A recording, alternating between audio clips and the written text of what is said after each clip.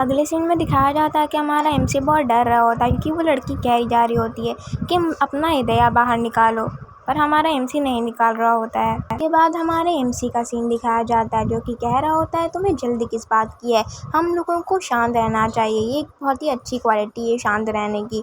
ये सुनकर एकदम चिढ़ जाती है वो लड़की। उसके बाद दिखाया जाता है कि हमारा एमसी कह रहा होता है कि मेरे पापा मुझे ऐसा ही कहते थे कि तुम्हें हमेशा शांत रहना चाहिए।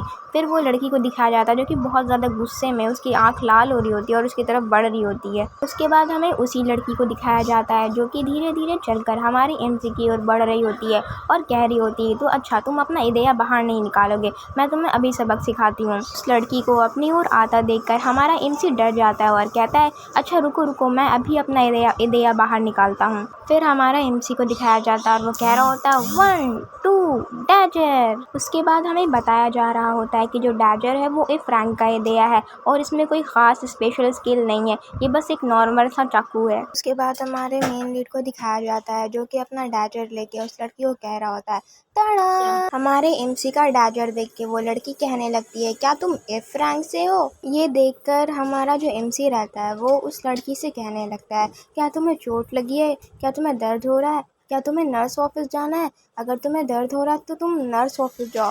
वो इस तरह से बात को घुमा रहा होता है और वो लड़की फिर से उससे पूछती है क्या तुम सच में वो अफवाह जिसका उड़ा है एफ रैंक वाले का तुम वही हो। ये सुनकर हमारा मेन लीड कहता है हाँ मैं वही एफ रैंक वाला हूँ। वो लड़की ये सुनकर बहुत ज़्यादा डिसअपॉइंट होती है और अपना मुंह बनाने लगती है। अगले सीन में हमें दिखाया जाता है कि हमारा मेन लीड कहने लगता है कि वो अपने डैजर को इस रैंक का मानता है भले ही ये एफ रैंक का हो। अगले सीन में दिखाया जाता है कि वो लड़की वहाँ से जाने लगती है तो हमारा मेन लीड कहता है सॉरी सॉरी तुम कहाँ जा रही हो।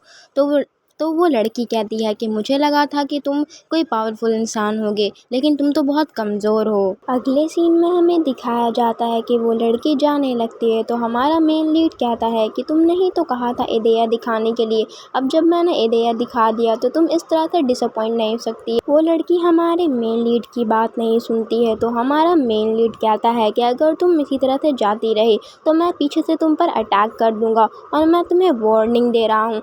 उसके बाद हमारे मेन लीड की बात सुनकर वो लड़की कहती है कि मैं अपना वक्त बर्बाद नहीं कर सकती किसी एफ रैंक वाले से फाइट करके। तभी हमें दिखाया जाता है कि हमारा मेन लीड कूदता हुआ उस लड़की की ओर बढ़ता है उस पर अटैक करने के लिए, पर वो लड़की उस अटैक को आता देख लेती है और वो हमारे मेन लीड की ओर देखती है तो हमारा मेन लीड कहता है कि मुझे तो लगा था ये मुझे इग्नोर करने वाली है लेकिन ये तो पीछे मुड़ गई। हमारा मेन लीड उस लड़की के चेहरे के पास चाकू ला देता है, वो जो डैजर होता है वो, पर हमारा मेन लीड उस लड़की को मारता नहीं है, वो वहाँ पे उसके सामने जाकर रुक जाता है। रुकने के बाद कहने लगता है हा हा हा मेरा जो डैजर है वो काफ़ी मजबूत है। फिर दिखाया जाता है कि हमारा मेन लीड काफ़ी ज़्यादा डर चुका होता है, इवन उसकी आंखों से आंसू आने लगता है और सब हंसने लगते हैं और कहने लगते हैं कि एक फ्रैंक वाला उसे एक भी डैमेज नहीं दे पाया सुनबे को, जबकि उसने अपना डैजर को रोक लिया था। वो लड़की कहने लगती है कि तुम्हारे रिफ्लेक्सेस काफ़ी अच्छे हैं लेकिन तुम्हारा हृदय बिल्कुल एफ रैंक का है। और उसके बाद वो लड़की कहती है कि अब मुझे कंफर्म हो चुका है कि तुम एफ रैंक वाले हो तो तुम ड्रामा करना बंद करो। तो ये सुनकर हमारा मेन लीड कहता है कि मैं तो बस टाइम बर्बाद करने की कोशिश कर रहा था। फिर हमारा मेन लीड टाइम की तरफ देखता है और वो बोलता है कि अभी भी 2 मिनट बचे हुए हैं। अगले सीन में हमें दिखाया जाता है कि वो लड़की जो होती है वो उस स्क्वाड के लीडर की ओर बढ़ रही होती है। वो जो लीडर रहता है वो हमारे एमसी को कहने लगता है कि तुम ट्रैश, तुम उसे 5 मिनट तक भी रोक नहीं सके। वो लड़की जो होती है वो कहने लगती है सुनकर उस लीडर से कि ये वो आदमी बोल रहा है जो कि शुरू से लेकर अभी तक सिर्फ भाग ही रहा है डर कर। तो वो जो बुली होता है वो उस लड़की से कहने लगता है मैं तो तुम्हें ऐसे ही बख्श रहा था, तुम पर इजी जा रहा था। फिर वो अपने मन में सोच रहा होता है कि प्लीज़ जाल में फंस जाओ, जाल में फंस जाओ। उसके बाद वो कहता है कि तुम मुझे रोक नहीं सकती। वो लड़की कहने लगती है मुझ पर इजी जाने की कोई ज़रूरत नहीं, चलो देखें तुम्हारी काबिलियत कितनी है। वो लड़की उस बुली से कहने लगती है। अगले सीन में हमें दिखाया जाता है कि वो बुली खुद को अनलकी कह रहा होता है। फिर हमें दिखाया जाता है कि उस बुली का पैर एक बड़े से स्टोन पर पड़ जाता है और वो कहता है स्टोन। फिर हमें उस बुली का इविल सा स्माइल दिखाते हैं और वो कह रहा होता है ये बाहर आ गया और ये काफ़ी बड़ा है, मेरा फ़ायदा हो गया, मैंने उतना टाइम जो अपना बचाया। दूसरी तरफ उस लड़की को दिखाते हैं जो कि कह रही होती कि तुम अपनी काबिलियत कब प्रूफ करने वाले हो। वो बुली इविल सी स्माइल दे रहा होता है और कह रहा होता है अगर तुम ये चाहती हो तो रुको, देखो मेरी काबिलियत। वो लड़की उस बुली के दया को देखकर बहुत ज़्यादा शॉक हो जाती है। फिर हमारे मेन लीड को दिखाया जाता है जो कि काफ़ी डरा हुआ होता है और कह रहा होता है कि ब्यूंग का दया रैंक ये है, और उसके बाद फिर वो बोल रहा होता है कि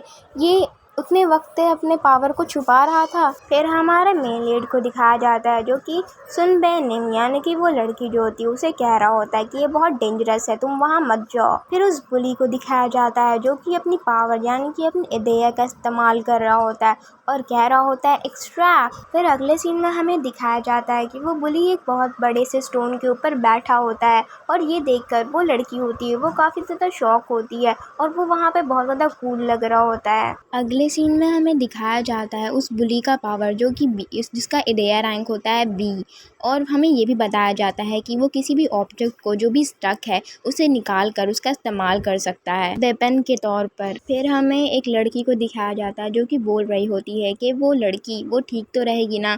फिर दूसरा वाला लड़का बोलने लगता है ये तो बहुत बड़ा पत्थर है, क्या वो बच पाएगी। फिर वो लड़की कहने लगती है उस बुली से कि तुम इंतज़ार कर रहे थे, तुम सिर्फ भाग नहीं रहे थे, तुम इंतज़ार कर रहे थे कि तुम्हें कोई बड़ा सा पत्थर मिले जिसका तुम इस्तेमाल कर सको अपना ये दया के मदद से। ये सुनकर वो हंसने लगता है वो जो बुली रहता है और कहता है कि हाँ तुम सही समझी सुनबेनिम। उसके बाद हमें दिखाया जाता है कि उस बुली ने वो बड़ा सा पत्थर उस लड़की की तरफ फेंक दिया होता है। उसके बाद वो बुली कहता है कि देखो मेरा दया की ताकत। तभी हमें दिखाया जाता है कि उस बुली के पीछे कोई खड़ा होता है। वो पर्सन उस बुली से कहता है कि एक्सक्यूज मी सेकंड ईयर। ये सुनकर वो बुली थोड़ा डर जाता और कहता है कि ये आवाज़। तभी वो पर्सन उस बुली पर पीछे से अटैक कर देता है। वो बुली कहने लगता है कि ये मुझ पर पीछे से अटैक कैसे कर सकता है, एक थर्ड ईयर पे इस तरह की बुज़दिलों वाली हरकत शोभा नहीं देती। और वो बंदा उसके ऊपर उसको चीप कर जा रहा होता है। उसके बाद वाले सीन में हमें दिखाया जाता है कि वो लड़की उस बड़े से स्टोन को रोकने की कोशिश कर रही होती है अपनी पावर से। वो लड़की सोच रही होती है कि मैं अपने दया से इस स्टोन को आराम से हैंडल कर सकती हूँ। तभी अचानक हमें दिखाया जाता है कि उस स्टोन के जो होते हैं टुकड़े टुकड़े हो रहे होते हैं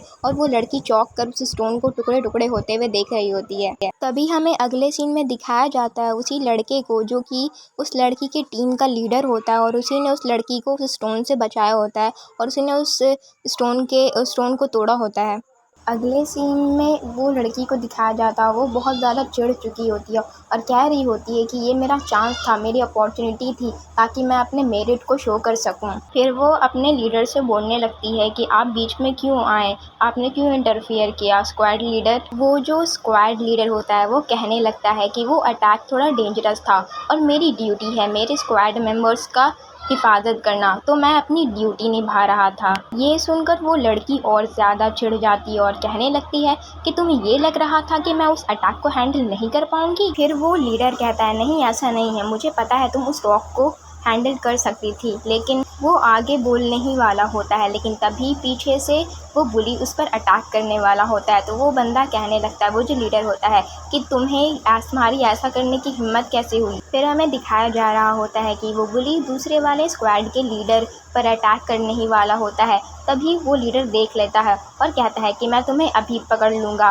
और तुम्हें सबक सिखाऊंगा। और वो जो बंदा होता है वो उस बुली को उठाकर ज़मीन में ज़ोर से पटक देता है। उसके बाद हमें उस लीडर की एबिलिटी को दिखाया जाता है जिसमें बताया जा रहा होता है कि वो A+ उसका ओवरऑल कॉम्बैट एबिलिटी है और वो किसी भी चीज़ को कैच कर सकता है जिसको भी वो टारगेट करे किसी एक फिक्स डिस्टेंस पर, और वो उस डिस्टेंस पे मूव करके उस पर्सन को टारगेट कर सकता है और उस डिस्टेंस को कवर करने जो भी टाइम होता है वो ओमिट हो जाएगा, यानी कि वहाँ पे टाइम ख़त्म हो जाएगा, वो तुरंत ही उस इंसान को कैच कर सकता है। उसके बाद हमारे मेन लीड को दिखाते हैं जो कि उस स्क्वाड का लीडर होता है उससे कह रहा होता है कि आप तो बेवकूफ़ बन गए स्क्वाड लीडर। तभी वो बंदा जो रहता है वो हमारे मेन लीड को बहुत ही डरावने तरीके से घूर कर देखने लगता है। ये देखकर हमारा मेन लीड डर जाता है और उस वक्त वहाँ पे बुली की पिटाई हो चुकी होती है और वो वहाँ पे गिरा पड़ा होता है। दूसरे वाले स्क्वाड लीडर को देखकर हमारा मेन लीड डर जाता है और कहने लगता है सरेंडर सरेंडर आई सरेंडर। फिर वो जो लीडर होता है दूसरे स्क्वाड का वो हमारे मेन लीड के पास आता है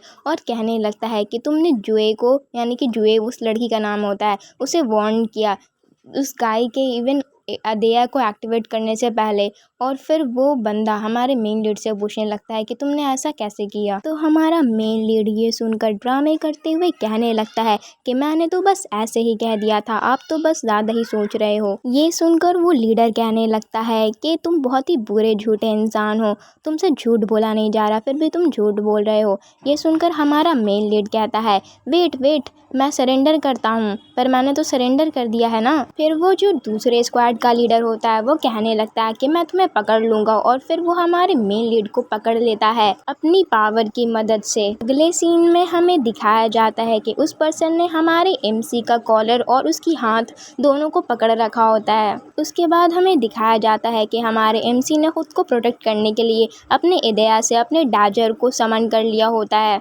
तभी हमें दिखाया जाता है कि हमारे मेन लीड ने चाकू से अपने आप को प्रोटेक्ट करने के लिए अपने इदया से समन करके बुलाया होता है और फिर उससे उस लीडर पे अटैक करता है खुद को प्रोटेक्ट करने के लिए, जिसकी वजह से वो जो पर्सन होता है वो हमारे मेन लीड से दूर जाकर खड़ा हो जाता है। और वो पर्सन बहुत ही ज़्यादा सीरियस होकर हमारे मेन लीड से पूछने लगता है कि सेकंड ईयर तुम कौन हो। उसके बाद हमारे मेन लीड को सोचते हुए दिखाया जा रहा होता है कि इस पर्सन की स्पिरिट बहुत अच्छी है, यानी कि वो उस लीडर को कह रहा होता है। फिर हमारा मेन लीड बताता है कि वो एक सेकंड स्क्वाड्रन से 10th platoon 3rd squad member. आगे हमारा मेन लीड अपना नाम बताता है कि उसका नाम पाक जिनसुंग है और वो एफ रैंक से है। ये सुनकर वो बंदा कहने लगता है अच्छा। और फिर हमारा मेन लीड को दिखाया जाता है जो कि काफ़ी पैनिक कर रहा होता है और कह रहा होता है कि अभी तक टाइम ख़त्म नहीं हुआ, अभी भी 1 मिनट बाकी है। वो जो लीडर होता है वो पूछने लगता है हमारे एमसी से कि तुम कहाँ देख रहे हो, तुम्हारा ध्यान कहाँ है सेकंड ईयर। ये सुनकर हमारा एमसी उस इंसान से कहने लगता है कि तुम्हारा अटेंशन मेरी तरफ है, ये तो अच्छी बात नहीं है क्योंकि बस 1 मिनट बचा है टाइम ख़त्म होने में। उसके बाद फिर से हमारे मेन लीड को दिखाया जाता है जो कि कह रहा होता है कि देखो वहाँ पे भीड़, वो सारे लोग मुझे देख रहे हैं क्योंकि उन्हें मज़ा आ रहा है मुझे इतनी बुरी सिचुएशन में देखकर। और फिर हमारा मेन लीड बस है ना उस लीडर का ध्यान भटका रहा होता है ताकि टाइम जल्दी जल्दी पास हो। उसके बाद हमें उस पर्सन को दिखाते हैं जो कि कह रहा होता है क्या तुम वक्त बर्बाद करने की कोशिश कर रहे हो।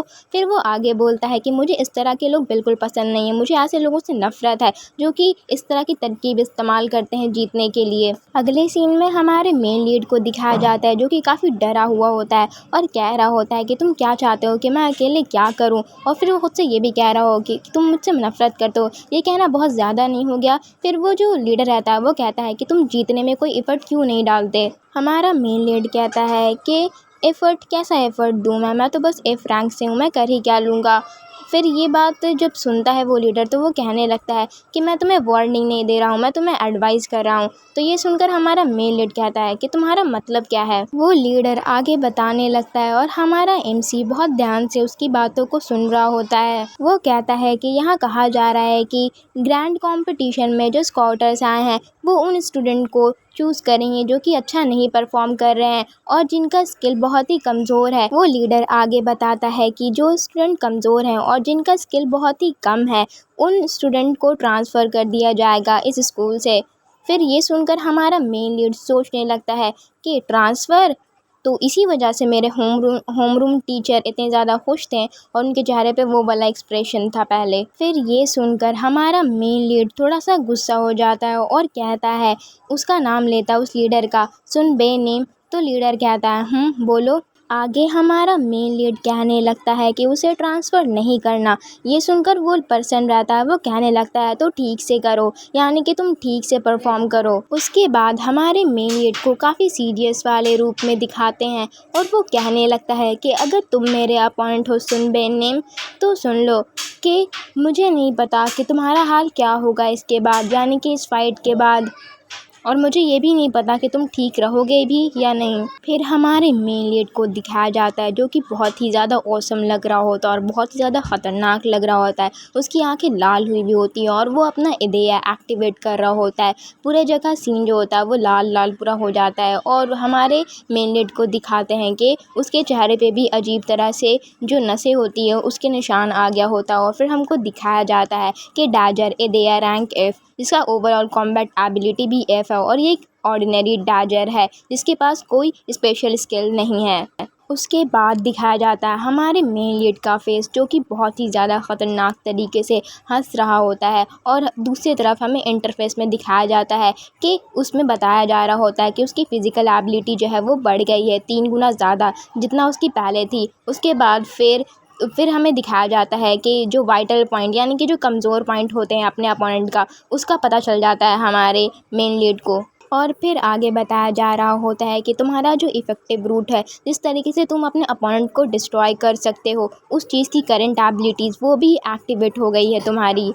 और फिर उस वक्त हमारा मेन लीड अपने चेहरे को पकड़ा हुआ होता है अपने बालों से और वो बहुत ज़्यादा ख़तरनाक लग रहा होता है। और फिर हमें बताया जा रहा होता है हमारे मेन लीड के बारे में कि वो इस इदेया को बंद नहीं कर सकता, इस मोड को ऑफ नहीं कर सकता जब तक वो इस इंसान को मार ना दे, अपने अपोनेंट को मार ना दे या फिर उसका इदेया को कम्प्लीटली डिस्ट्रॉय ना कर दे। और फिर वहाँ पे एक और इंटरफेस आ रहा होता है जिसमें हमारे मेन लीड की आंखें दिख रही होती है, उसका चश्मा दिख रहा होता है और उसमें बताया जा रहा होता है कि अब तुम्हें जान लेने का डिज़ायर से ने तुम्हें पूरी तरीके से पकड़ रखा है। और फिर हमें इंटरफेस पे दिखाया जाता है एब्सोल्यूट मर्डर इदेया रैंक S, यानी कि ये इदेया तब तक बंद नहीं होगा जब तक सामने वाले पर्सन का इदेया बर्बाद नहीं हो जाता या फिर सामने वाला पर्सन मर नहीं जाता। उसके बाद हमारे मेन लीड को बहुत ही औसम तरीके से खड़े हुए दिखाते हैं और फिर उसका डार्क साइड भी दिखाते हैं जहाँ पे वो बहुत ही ज़्यादा ख़तरनाक लग रहा होता है और उसके हाथ में उसका डैजर होता है। अगर आपको इस मानवा का नेक्स्ट पार्ट चाहिए तो आप प्लीज़ कमेंट करें।